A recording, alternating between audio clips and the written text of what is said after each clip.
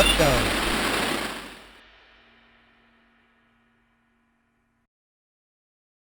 Hey everybody, welcome to the Masters Fantasy Show, brought to you by dynastyfootballleagues.com, your premier destination for Dynasty football. I'm going to be jumping into today's show. Got Dynasty Owl with me. We're going to be talking Saquon Barkley.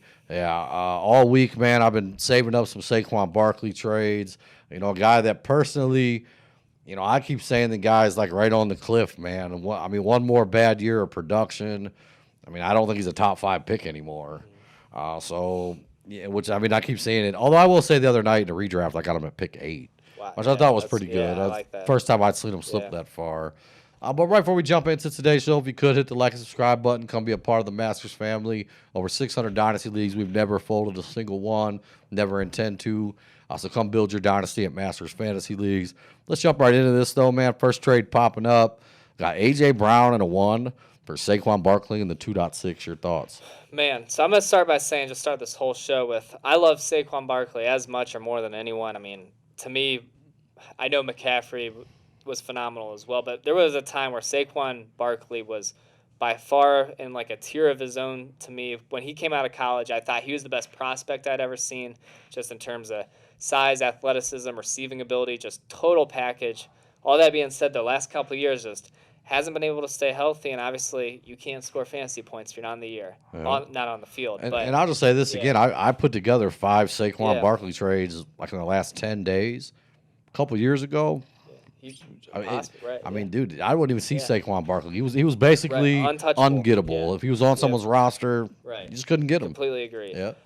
So, man, for me, this one, it's an interesting one because my love for A.J. Brown's been growing. I got to be honest. I really think, even I know Julio just came, some people got a little scared once Julio arrived. Yeah, that's me because I'm going the other way on A.J. Brown. I don't think he's the best receiver on his team anymore. You don't think so? I don't. Man. Not for this year. Yeah. And that's fair, but, man, I just think he's special. He's just built different. The guy's jacked. He can do it all. I know he hasn't been healthy, which is a little weird because he looks like he should be ultra durable, but, man, I just think he's just a phenomenal young talent, only going to get better. Future first is nice as well, but I think I'm going to still stick with Saquon Barkley after all that. But yeah, and I think I'm pretty clearly on the Saquon side. I said I'm not the biggest, and I understand. I mean, the size, the speed, I mean, I've seen it in flashes. But then I've also, I mean, fantasy finishes. I mean, through his first couple years, I forget. I had it the other day. It was like 14th and 21 or 17. I mean, I don't think he's ever cracked into the top 10, which to me, there's no excuse for that. I think the points per game, I think, is a lot higher. I mean, like I said, he hasn't been able to stay healthy, which is a little weird given his size and stature. But I think if he can just stay healthy, I think he'll get there. But he hasn't done it yet. And I hate to say it, but like typically when you see this guy's like been ranked 3rd, 4th in dynasty rankings. Like typically you don't even see a guy like that, like them bring in a Julio. Like there's no need for it. Like. I just question it. I guess sometimes, like I question it, is A.J. Brown the 3rd option on this team next year? I don't think so. You don't? I don't. I mean, if Julio's completely healthy. I think at this point in Julio's career, I think he's better. I really do. Just from a physical standpoint. I think Julio's just past that cliff, and I think Julio's going to be the complement. Which maybe, but I mean, and I'll say this too, like Ryan Tannehill's been around the league a long time. Yeah. You know, I also think there's some respect for Julio, too, where I'm not sure. I don't know, man. If I'm dropping back as a quarterback, I'm probably looking Julio's ways first. Yeah. Me personally. That's fair. Yeah. I don't know. We'll see, man. All right, guys. Next trade popping up. But I don't know on Barkley either, man. You know what? I'll take the A.J. Brown and the 1. All right. I'm confused on that one now. I don't know. It's close. It really is. Because I do worry about Saquon, man. I'm worried about him. These are hard. Yeah. All right, guys. Next trade popping up. We got Drew Lock, Josh Jacobs, George Kittle, the 1.8, Trubisky, Saquon. I know. Yeah. Hunter Henry in round 1. I just hope that wasn't like the negotiating chip that pushed it over the table. Give me Drew Lock. Lock. Dude, I'll throw Trubisky in. You throw Lock in. Let's call it a wrap. Yeah, I always think it's funny when like the obsolete players are involved. Like it's like just gets the players that matter. I mean, it's one thing if you got to have a throw in to balance the trade, but just like 2 mediocre. I think it's funny. Yeah. So for me, I'm gonna go with the Saquon side. I do love George Kittle, but I've said it a lot. I'm kind of almost completely out on Josh Jacobs. I mean, obviously not completely out, but he's not a guy I'm trying to acquire. And if I've got a guy like Saquon, I'm going to hold on to him. Because I feel like, you could flip Hunter Henry in a first, which I know the 1.8's on that side as well. But I think you could get a guy like George Kittle for Hunter Henry in a future first, a decent tight end in a first rounder next year. Could get you possibly a top end tight end. Maybe not quite.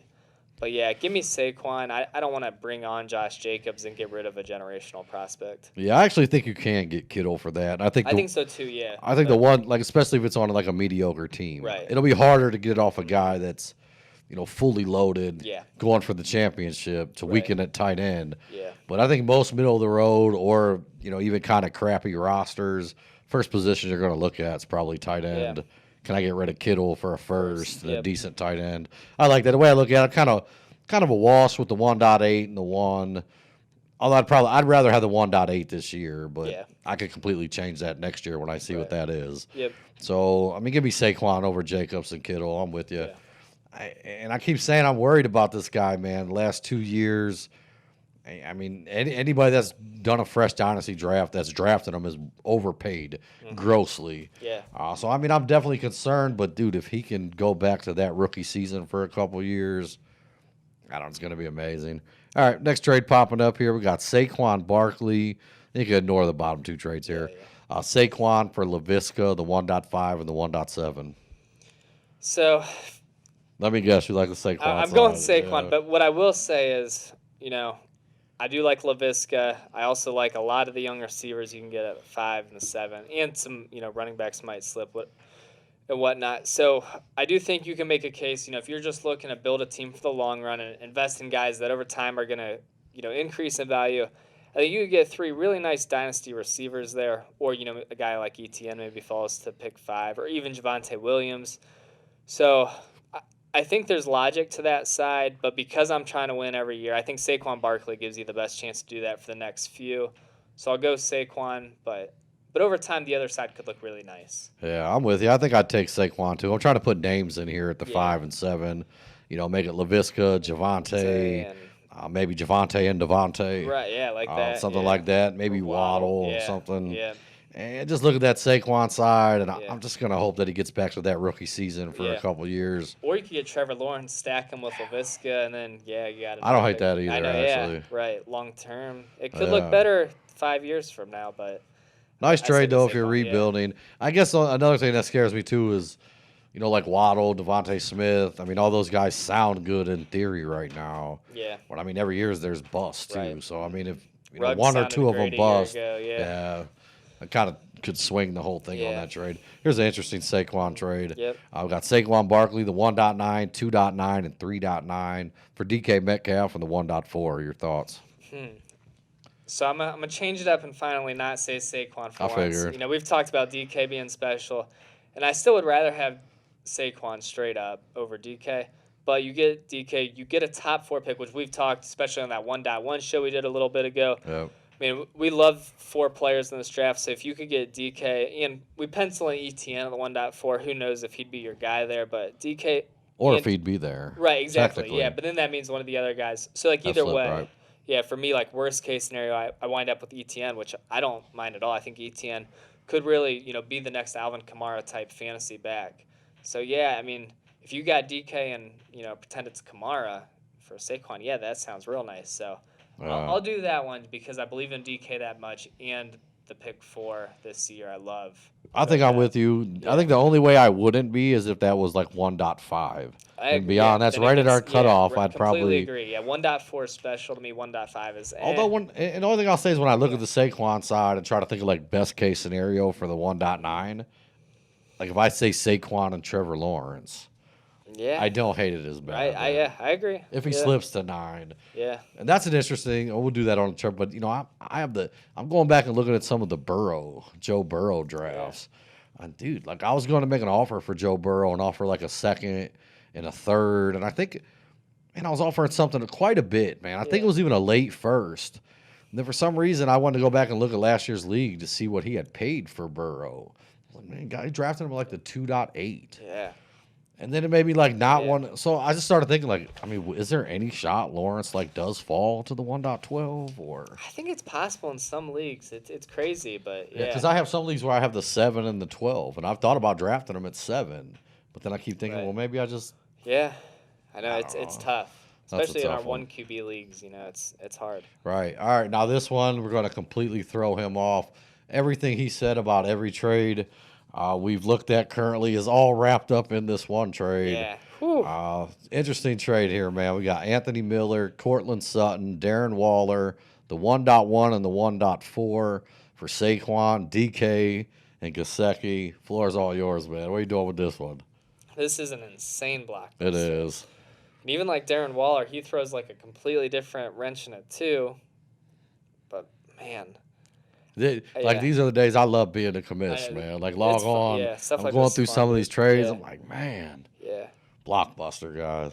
But man, you know, I think I'm gonna go with the Saquon and DK side, and it's because to me those are two guys where they're like just absolute generational type of players. You know, each of their respective positions. Saquon looks different than basically any other running back in the league right now. DK looks different than basically any receiver in the league right now.